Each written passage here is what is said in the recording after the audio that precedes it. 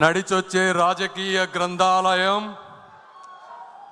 40 ఏళ్ల అనుభవాల విశ్వవిద్యాలయం, నిత్య నూతన ఆలోచనల విజ్ఞాన క్షేత్రం అయినటువంటి మాన్యశ్రీ ముఖ్యమంత్రి గౌరవ ముఖ్యమంత్రి శ్రీ నారా చంద్రబాబు నాయుడు గారికి ఓటమికి దడవని గుండె, ఒక చేత్తో పసుపు పచ్చ జెండా, మరో చేత్తో అభివృద్ధి అజెండా పట్టుకొని భవిష్యత్తుకు భరోసా ఇస్తున్నటువంటి మన యువనేత, ప్రియతమ నేత శ్రీ నారా లోకేష్ గారికి, అదేవిధంగా పార్టీని బాధ్యతాయుతంగా ముందుకు నడిపిస్తున్నటువంటి పల్లా శ్రీనివాస్ గారికి, పసుపు పొన్న వేదిక, పసుపు సైన్యపు వేడుక అయిన ఈ మహానాడుకు విచ్చేసినటువంటి నాయకులకు, నిస్వార్థమైన కార్యకర్తలకు నమస్కారం. ఈరోజు కడప గడపలో లక్షలాది మంది తెలుగు సైన్యం ఒక చోట కలుసుకుంటున్నారు అంటే, అదేవిధంగా మాలాంటి వాళ్ళు ఎక్కడో ఉన్నా ఈరోజు రాష్ట్రానికి తిరిగి వచ్చి ప్రజాసేవ చేయాలి అని ముందుకు వస్తున్నామంటే దానికి మొట్టమొదటి కారణం మరణం లేని మహానాయకులు, అకుంఠిత దీక్షా దక్షులైనటువంటి అన్న నందమూరి తారక రామారావు గారు. మరి ఒకసారి 2019 తర్వాత చూస్తే 24 వరకు జరిగిన అరాచకం మీ అందరికీ తెలుసు. ఎలక్షన్ల ముందు వచ్చినప్పుడు, ఎలక్షన్లు 3-4 నెలల ముందు ఉన్నప్పుడు నాకు కూడా ఎంతోమంది, వందల మంది కార్యకర్తలు, నాయకులు మెసేజ్లు పెట్టేవాళ్ళు, ఫోన్లు చేసేవాళ్ళు. సార్, మనం బీజేపీతో పొత్తులో లేకపోతే అద్భుతంగా గెలుస్తాం, మీరు దయచేసి చంద్రబాబు నాయుడు గారికి చెప్పండి పొత్తు వద్దు అని. అయితే ఆ రోజు నారా చంద్రబాబు నాయుడు గారి దగ్గరికి వెళ్ళి నేను ఒకటే చెప్పాను, సార్, తలలు పగిలినా, రక్తం చిందినా వెనకడుగు వేయని ధైర్యవంతులైనటువంటి కార్యకర్తలు, మాలాంటి నాయకులు మీ అందరికీ వెనుకగా ఉంటాం. మీకున్నటువంటి అపారమైనటువంటి అనుభవంతో మీకు నచ్చిన నిర్ణయం తీసుకోండి అని చెప్పి ఆ రోజు నేను కూడా చెప్పడం అయింది. ఆ రోజు శ్రీ నారా చంద్రబాబు నాయుడు గారు ఒక స్థిత ప్రజ్ఞతతో తీసుకున్నటువంటి ఒక నిర్ణయం, వెంటిలేటర్ మీద ఉన్నటువంటి ఆంధ్రప్రదేశ్ని ఈరోజు ఆక్సిజన్ మీద తీసుకొచ్చినటువంటి పరిస్థితి. మరి ఈరోజు చూస్తే గత 5 సంవత్సరాల్లో జగన్మోహన్ రెడ్డి గారికి పూర్తి అధికారం ఉంది, కావాల్సినంత మంది ఎంపీలు ఉన్నారు, కావాల్సినంతటువంటి అవినీతి సొమ్ము ఉంది, ఆయనకు కూడా కొద్దో గొప్ప ధైర్యం ఉంది, అయినా కూడా ఏమీ చేయలేకపోయారు. మరి ఈరోజు చూస్తే తెలుగువాడు తలెత్తుకునేలా, తెలుగు జాతి గర్వపడేలా, ప్రపంచమంతా మన వైపు చూసేలా అమరావతి నగరం అద్భుతంగా రూపుదిద్దుకోబోతా ఉంది. ఈరోజు ఒక్కసారి అక్కడికి వెళ్ళి చూడండి. గత 5 సంవత్సరాల్లో అప్పుడు 14-19 మధ్య ఒక 2 యూనివర్సిటీలు వచ్చినాయి. ఆ 2 యూనివర్సిటీలు అమెరికాలో కూడా అంత అద్భుతంగా లేవు అని చెప్పి మీకు చూస్తే తెలుస్తుంది. అదేవిధంగా రాబోయేటువంటి అమరావతి మహానగరం చరిత్రలో ఒక మైలురాయిగా మిగిలిపోబోతా ఉంది. అదేవిధంగా మరి ఆగిపోయిన పోలవరం నేను చూశాను.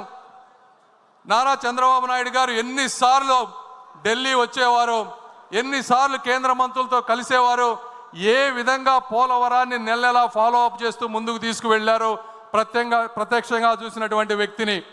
అదేవిధంగా ఆగిపోయింది, ఆరిపోయింది అనుకున్నటువంటి విశాఖ స్టీల్ ప్లాంట్ని అర్ధరాత్రి 12-1 గంటల వరకు కూర్చొని స్టీల్ మినిస్టర్స్ తోటి, నిర్మలా సీతారామన్ గారితో కూర్చొని దానిని పూర్తి చేసినటువంటి మహానుభావులు శ్రీ నారా చంద్రబాబు నాయుడు గారు. మరి ఈరోజు రాయలసీమ ప్రాంతం చూసుకుంటే 5,000 కోట్ల రూపాయలతో 2 పారిశ్రామిక పార్కులు వస్తూ ఉన్నాయి. బీపీసీఎల్ ద్వారా 95,000 కోట్ల రూపాయల పెట్రోకెమికల్ కారిడోర్ వస్తూ ఉంది.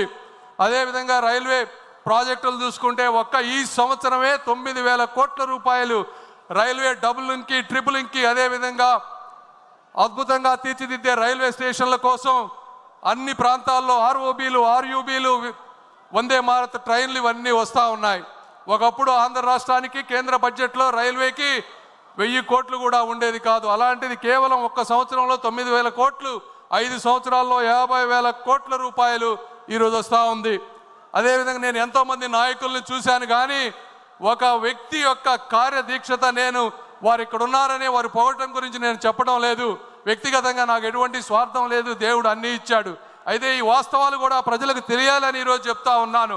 ప్రపంచంలో మన ఇండియాలో ఈరోజు మీరు తీసుకుంటే అత్యధిక వెడల్పు ఉన్నటువంటి రోడ్డు, 14 లైన్లు ఉన్నటువంటి రోడ్డు, అది 160 ఫీట్లు ఉన్నటువంటి రోడ్డు.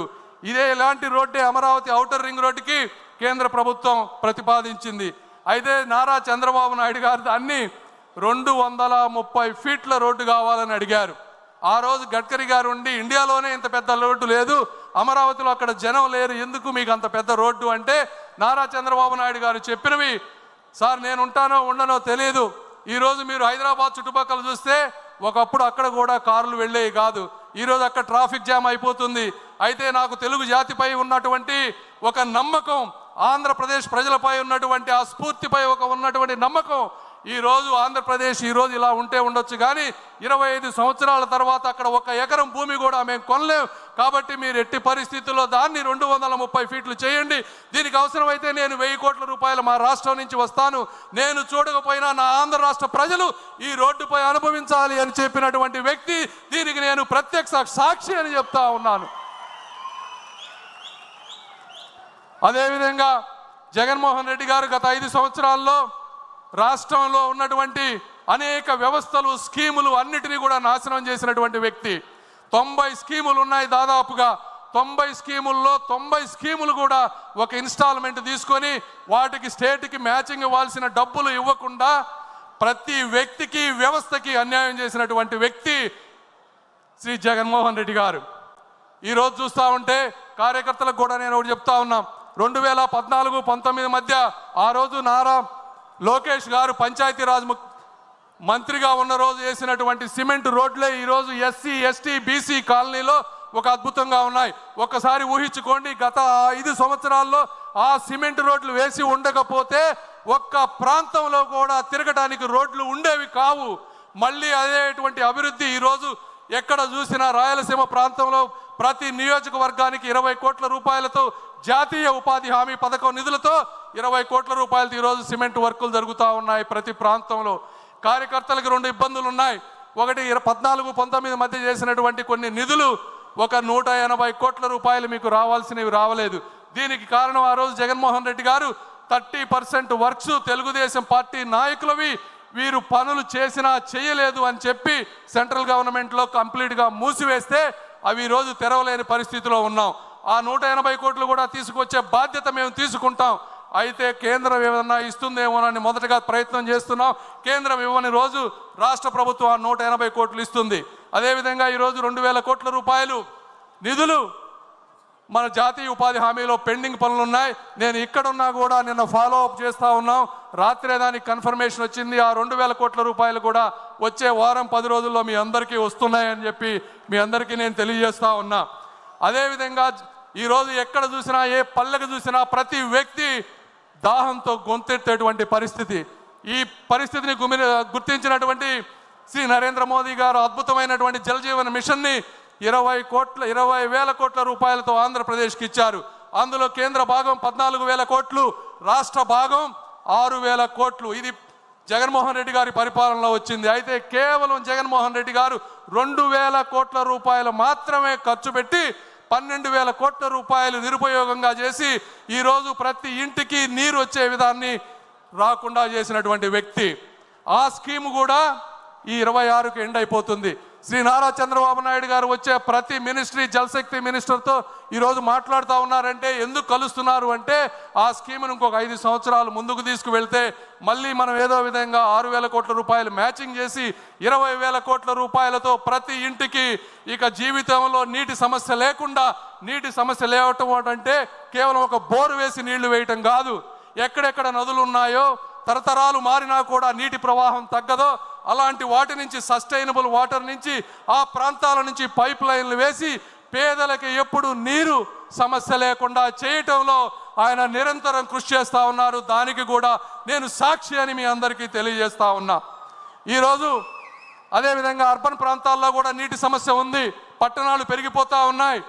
ఇలాంటి పథకం ఒకటి అమృత్ స్కీమ్ అని సెంట్రల్ గవర్నమెంట్లో ఉంది. సెంట్రల్ గవర్నమెంట్ స్కీమ్కి మళ్ళీ కావాలంటే స్టేట్ గవర్నమెంట్ నుంచి ఒక 50-60% నిధులు కావాలి. ఎందుకంటే అర్బన్లో ఎక్కువ ఇవ్వరు సెంట్రల్ గవర్నమెంట్, రాష్ట్రం దగ్గర డబ్బులు లేవు. అయినప్పటికీ కూడా ఈ అమృత్ స్కీమ్ ద్వారా చంద్రబాబు నాయుడు గారు 9,000 కోట్ల రూపాయలు ఈరోజు ప్రతి మున్సిపాలిటీకి వచ్చే విధంగా చేశారు. మీ అందరికీ నేను ఈరోజు చెప్తా ఉన్నాను, ఆ స్కీముని స్టేట్లో డబ్బులు లేకపోయినా ఏ విధంగా మ్యాచ్ చేసి తీసుకొచ్చారంటే తెలివైన వాడికి కూడా మతిపోయే విధంగా చేసినటువంటి వ్యక్తి శ్రీ నారా చంద్రబాబు నాయుడు గారు. ఇది కూడా వాస్తవం అని మీ అందరికీ నేను తెలియజేస్తా ఉన్నా. అదేవిధంగా ఇవన్నీ జగన్మోహన్ రెడ్డి గారు 24 గంటలు మైనారిటీలు, నా ఎస్సీలు, నా ఎస్టీలు, నా బీసీలు అని మాట్లాడుతూ ఉంటారు. ఆయన చేసినటువంటి అన్యాయం మీకు ఒకటి చెప్తా. ఒక స్కీమ్ ఉంది. నేను మా గుంటూరు ప్రాంతంలో మైనారిటీ సోదరులు చాలా ఎక్కువ మంది ఉన్నారు. ఈ మైనారిటీ సోదరులకు ఏదన్నా చేయాలని చెప్పి ఆ మైనారిటీ మినిస్ట్రీకి వెళ్తే PMJVK అని ఒక ప్రధానమంత్రి జన వికాస్ కార్యక్రమం అని ఉంది. దీనికి సంవత్సరానికి 2000 కోట్ల రూపాయల నిధులు ఉన్నాయి. గత 3 సంవత్సరాల్లో ఒక్క రూపాయి కూడా వాడుకోలేదు. ఎందుకు వాడుకోలేదయా అంటే మనం ఉన్నప్పుడు 500 ప్రాజెక్టులు తీసుకొస్తే కేవలం 55 మాత్రమే కట్టారు. సెంట్రల్ టీము, స్టేట్ టీము వచ్చి వెరిఫై చేస్తే అందులో సగం కట్టలేదు. నిధులన్నీ దుర్వినియోగం అయిపోయినాయి. ఇప్పుడు స్టేట్ వచ్చి చూస్తే అక్కడ మేము ఇచ్చిన డబ్బులకి ప్రాజెక్టులు లేవు అని చెప్తే ఇప్పుడు దాదాపుగా 230 కోట్ల రూపాయలు స్టేట్ గవర్నమెంట్ సెంట్రల్కి పే చేసి ఆ బాకీలు తీర్చి ఆ దొంగ సర్టిఫికెట్లు తీసేస్తే మళ్ళీ 2000 కోట్ల రూపాయలు వాడుకునేటువంటి పరిస్థితి రాబోతా ఉంది. ఈ విధంగా ప్రతి వ్యక్తికి అన్యాయం చేసినటువంటి మహానుభావుడు శ్రీ జగన్మోహన్ రెడ్డి గారు. మీకు ఆఖరిగా చెప్తా ఉన్నా, ఇవన్నీ ఇప్పటి వరకు ఉన్నటువంటి స్కీమ్స్ మీకు తెలిసినవి. అదేవిధంగా మొన్న వచ్చారు 7 మంత్రులు కలిశారు. అందులో ఒక ముఖ్యమైనది డిఫెన్స్ క్లస్టర్. డిఫెన్స్ క్లస్టర్కి ఆయన మరి ఫ్లైట్లో రాసుకున్నారో ఎక్కడ రాసుకున్నారో తెలియదు, కానీ రాయలసీమ ప్రాంతాన్ని 5 భాగాలుగా విభజించారు. ఒక చోట మిస్సైల్స్ తయారు చేయాలని, ఒక చోట కమర్షియల్ అదేవిధంగా మిలిటరీ ఎయిర్క్రాఫ్ట్స్ తయారు చేయాలని, ఒక ప్రాంతాన్ని ఈ మందుగుండ్లన్నీ కూడా స్టోరేజ్ చేసుకునే విధంగా చేయాలని, ఒక ప్రాంతాన్ని డ్రోన్ సిటీగా చేయాలని, ఈ విధంగా ఉన్నటువంటి విశాలమైనటువంటి ప్రాంతాన్ని మా దగ్గర 1000 ఎకరాలు ఉన్నాయి, మీరు రండి మీరు అని చెప్పి రాజ్నాథ్ సింగ్ గారి దగ్గర కూర్చొని రాయలసీమ ప్రాంతాన్ని కూడా నిరక్షరాస్యత లేకుండా చేయాలని ఒక కంకణం పట్టుకున్నారు. అది తెలిసిన వ్యక్తి ఈరోజు కర్ణాటకలో వాళ్ళందరూ భయపడేటువంటి పరిస్థితికి వచ్చారు. ఎందుకంటే మీ అందరికీ సార్ మీరు కూడా ఏమనుకోవద్దు, నేను ఈ వాస్తవం ప్రజలకు తెలియాలని చెప్తా ఉన్నాను. ఢిల్లీలో నేను ఒకసారి ఆఫీస్లో ఒక సెక్రటరీని అడిగా, మా సార్ గురించి మీరు ఏమనుకుంటారు మా చంద్రబాబు నాయుడు గారి గురించి అని అడిగితే వాళ్ళు ఒకటే చెప్పారు, ఒక ప్రాంతంలో వరదలు ఉన్నాయని, కరువు ఉన్నాయని రెండిటికి డబ్బులు తీసుకెళ్ళగలిగినటువంటి సమర్థమైనటువంటి వ్యక్తి శ్రీ నారా చంద్రబాబు నాయుడు గారు అని చెప్పారు. అంటే అది బాబు గారికి ఉన్నటువంటి కార్యదక్షత. ఈరోజు పక్క రాష్ట్రం వాళ్ళు భయపడతా ఉన్నారు, చంద్రబాబు నాయుడు గారు ఇక్కడ ఉంటే ఎక్కడ ఇవన్నీ తీసుకువెళ్తారో అని. ఏదేమైనప్పటికీ నేను కూడా మీరు కూడా ఇక్కడ రాయలసీమ ప్రాంత వాసులు చాలామంది ఉన్నారు. కడప ప్రాంతంలో మొదటిసారిగా మహానాడు జరుగుతుంది. ఈ రాయలసీమ రతనాల సీమ, రాగాల సీమ, అనురాగాల సీమ. ఈ ప్రాంతంలో ఉన్నటువంటి నిరుద్యోగులందరికీ కూడా ఉద్యోగాలు కల్పించేటువంటి శక్తి ఉన్నటువంటి యువనేత శ్రీ నారా లోకేష్ గారు. అదేవిధంగా మీరందరూ కూడా చాలా కోపంతో ఉండుండొచ్చు. ఒక్కటే గుర్తుపెట్టుకోండి, కలం పట్టుకున్నవాడు కత్తి పట్టుకున్నవాడు కత్తితోనే చచ్చిపోతాడు, కలం పట్టుకున్నవాడు కలల్ని జయిస్తాడు అని నమ్మేటువంటి సిద్ధాంతం ఉన్నటువంటి వ్యక్తులు శ్రీ నారా చంద్రబాబు నాయుడు గారు, లోకేష్ గారు. ఈ రోజున మరి ఈరోజు మీరు ఎంపీలు చూస్తూ ఉంటే గత 5 సంవత్సరాల్లో మీరు చూసిన ఎంపీలు ఎవరు? ఒక నందిగం సురేష్ గారు, అదేవిధంగా ఒక అవినాష్ రెడ్డి గారు, ఒక మాధవ్, ఒక మిథున్ రెడ్డి. మరి ఈ రోజు ఉన్నటువంటి ఎంపీలు ఎలా ఉన్నారు మీరే ఆలోచించండి. ఆ రోజు మిథున్ రెడ్డి గారు ఏమన్నారు? ఒక నిండు సభలో అధికార మదంతో, అవినీతి సొమ్ముతో, ఏకవచనంతో యువతకు స్ఫూర్తి అయినటువంటి బడుగు బలహీన వర్గాలకు చెందినటువంటి కనీసం చీమకు కూడా అన్యాయం చేయనటువంటి చిరునవ్వుతో చిందించే రామ్మోహన్ నాయుడు గారిని ఏమన్నారో మీ అందరికీ తెలుసు. అలాంటి వ్యక్తిని ఈ రోజున కేంద్ర మంత్రిని చేసి దేశ విదేశాలు చెప్పుతూ అందరి చేత సెల్యూడ్ కొట్టించే విధంగా చేసినటువంటి వ్యక్తి శ్రీ నారా చంద్రబాబు నాయుడు. మరి ఈరోజు ఉన్నటువంటి ఎంపీలు ఎవరు? ఒక దగ్గుమళ్ళ ప్రసాదరావు గారు, ఒక కృష్ణప్రసాద్ గారు, ఒక బైరెడ్డి శబరి గారు. ఇలాంటి గొప్ప గొప్ప చదువుకున్న వ్యక్తులందరినీ కూడా రాజకీయాల్లో తీసుకొచ్చారు. వీళ్ళందరూ అక్కడ ఉన్నటువంటి ఎంపీలందరికీ జగన్మోహన్ రెడ్డి గారు మైన్స్ అప్పచెప్పారు, మందు అప్పచెప్పారు.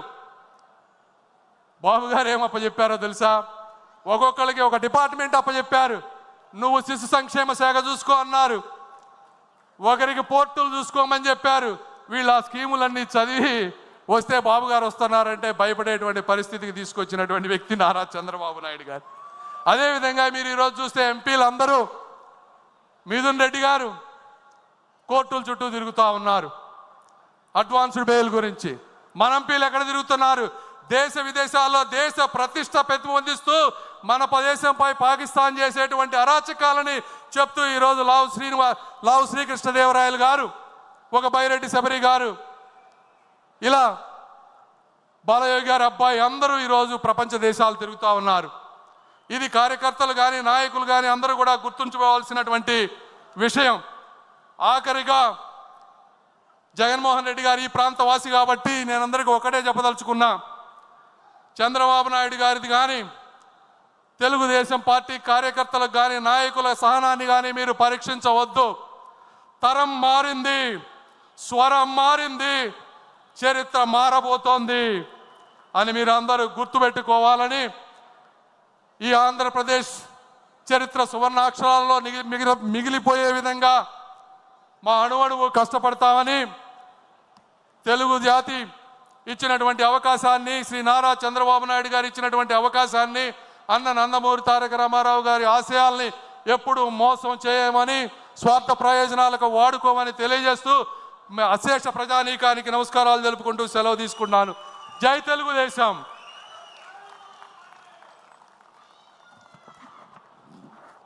థ్యాంక్ యూ చంద్రశేఖర్ గారు, స్ఫూర్తివంతమైన సందేశాన్ని ఇచ్చినందుకు. తర్వాత తీర్మానంలోకి వెళ్లే ముందుగా